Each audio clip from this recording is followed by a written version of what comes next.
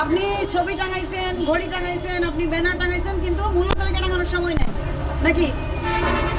এটা আপনার বিজনেসের একটা প্র্যাকটিস, এটা মানতে হবে আপনাকে। আপনার অন্য রেস্টুরেন্টের চেয়ে আপনার রেস্টুরেন্টের পরিষ্কার পরিচ্ছন্নতার মান ওনাদের চেয়ে ভালো কম্পারেটিভলি, কিন্তু ওনারও তো মূল্য তালিকা টাঙান না, আপনিও টাঙান নাই। এটা নিয়ম ভঙ্গ করেছেন বাবা। Let me finish. ভঙ্গ করেছেন, তাহলে এখনই লাগিয়ে দেন মূল্য তালিকা। আমি বলি, একটা কাগজ আর একটা কলম থাকলেই তো হয়, বেশি কিছু লাগে?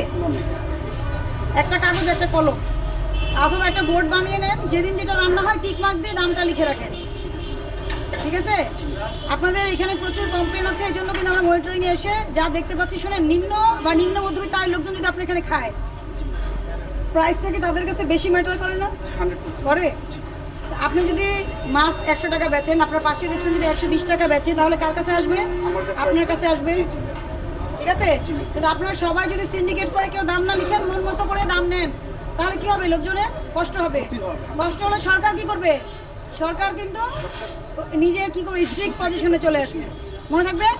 আমি সতর্ক করলাম, 5000 টাকা জরিমানা করলাম, ভবিষ্যতে যেন সতর্ক হয়ে যান। কেন করেছি? মূল্য তালিকার জন্য করেছি। আপনার পরিবার যদি আপনি পরিষ্কার করে ফেলেছেন, কম্পারেটিভলি ওগুলোর চেয়ে ভালো, তবে এটা বজায় রাখতে হবে। খাবার ঢেকে রাখতে হবে। ফ্রিজে কাঁচা খাবার, রান্না খাবার, করা খাবার একসাথে রাখা যাবে না।